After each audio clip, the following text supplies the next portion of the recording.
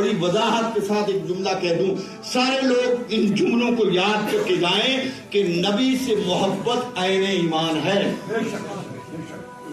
نبی سے محبت نہیں ہے تو کچھ نہیں ہے.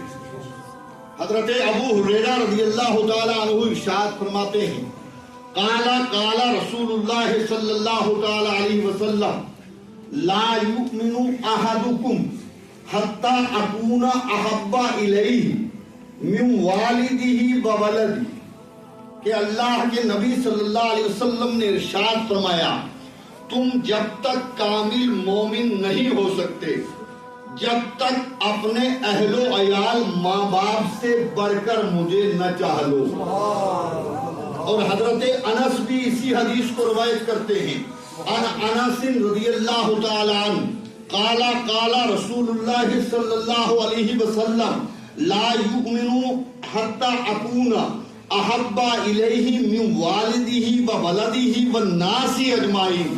حضرت انس کہتے ہیں کہ سرکار نے فرمایا کہ تم میں سے کامل مومن جب تک نہیں ہو سکتا جب تک مجھے اپنے اہل و عیال، اپنے ماں باپ، اپنی جائیداد، اپنی کائنات، اپنے ساری دنیا کے لوگوں سے بڑھ کر مجھے نہ چاہے، تب تک اس کی محبت کامل اعتماد شامل نہیں ہے، اعتماد یافتہ نہیں ہے.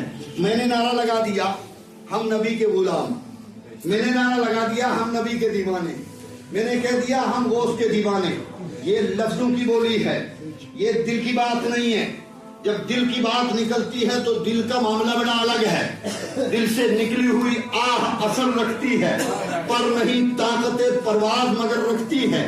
لوگ اور ہم یہ سمجھتے ہیں کہ ہمارا خدا ہماری خرافات کے بعد ہماری جناب والا معاملات میں ہمیں کچھ ہو نہیں رہا ہے. انہوں نے سمجھا نہیں ہے. جب بیماری کا شکار بندہ ہوتا ہے تب سمجھ میں آ جاتی ہے. جب جناب والا ذلتوں کا شکار ہوتا ہے تب سمجھ میں آتا ہے. جب پریشانیاں گھر کر جاتی ہیں تب سمجھ آتا ہے. تب بھی وہ سمجھتا نہیں ہے لیکن مجھے کہتا یہ ہو گیا ہے. لیکن اسے یہ سمجھ نہیں ہے کہ جہاں جہاں قدم بہکے تھے وہیں سے خرابی ہو رہی ہے. جب قدم بہک جاتے ہیں، ہم نے تو زمانے کی وہ تاریخیں پڑھی ہیں جن تاریخوں میں نبی کی عظمتوں کو چیلنج کرنے والے بڑے بڑے آئے، اور آنے کے بعد یہ سوچا کہ ہم مصطفیٰ کی عظمتوں کو گھٹا دیں گے، یہ سوچا کہ ہم نبی کی عظمتیں پامال کر کے لوگوں میں اپنا چرچا کروا لیں گے. مگر قسم خدا کی نبی کی عظمتوں کا عالم یہ ہوا کہ جب ابو جہل جیسے کٹر لوگ جو ہیں سرکار سے الجھنے لگ گئے، اور الجھتے الجھتے اس حد تک ابو جہل آ پہنچا، میرے سرکار سے کہنے لگا کہ تم جو ہے نماز پڑھتے ہو، ایک اللہ کی عبادت کا حکم کر دیتے ہو، ایک اللہ کی پوجا کرنے کو کہتے ہو، ایک اللہ کے جناب والا سامنے سر کو جھکانے کی بات کرتے ہو. آؤ میں تمہیں کعبہ میں لے چلتا ہوں اور لے چل کے تمہیں جناب والا اپنے سارے معاملات دکھاتا ہوں. حضرت رسول اکرم نے اس چیز سے منع فرمایا. قصدن منع کرنے کے بعد پھر اس کے قصدن اسرار پر ایک دن اللہ کے حبیب تیار ہوئے ہیں کعبہ کی اور جانے کے لیے. جب کعبہ کی اور جانے کے لیے ریڈی ہو گئے ہیں، اب سرکار صلی اللہ علیہ وسلم کے ذہن میں یہ ہے کہ اللہ کے حبیب صلی اللہ علیہ وسلم نے یہ سوچا کہ میں کعبہ جا رہا ہوں اور دعوت ابو جہل کی ہے. منادی نے منادی کی اور پکار آئی، اور حضرت رسول اکرم کو جب وحی آئی اور پیغام آیا کہ محبوب ابو جہل کی کیا طاقت ہے، اس کی اوقات کیا ہے، وہ کس سے تعلق رکھتا ہے، اس کی یہ اوقات نہیں ہے کہ میرے محبوب کو لے جا کر کعبہ میں جا کے دکھائے. ارے یہ تو خدا بھیجوا رہا ہے.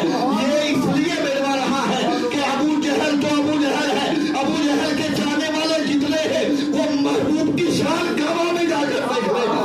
محبوب کی عظمتیں کیا ہے. محبوب کوئی اور نہیں بھیج رہا ہے، میں تجھے کعبہ میں بھیج رہا ہوں. محبوب چلے ہیں کعبہ کی اور. اللہ اکبر. ابو جہل اپنے انداز میں جا رہا ہے، اور جانے کے بعد وہ جناب والا لات و عزا کے سامنے اپنے سر کو جھکاتا ہے، مگر آمینہ کے لال کا قدم پڑتا ہے تو سارے لات و عزا قدم مصطفیٰ میں آ جاتے ہیں. سمجھ میں آتی ہے نبی کی عظمتیں کیا ہے. اب اسی انداز کو آگے لے لی.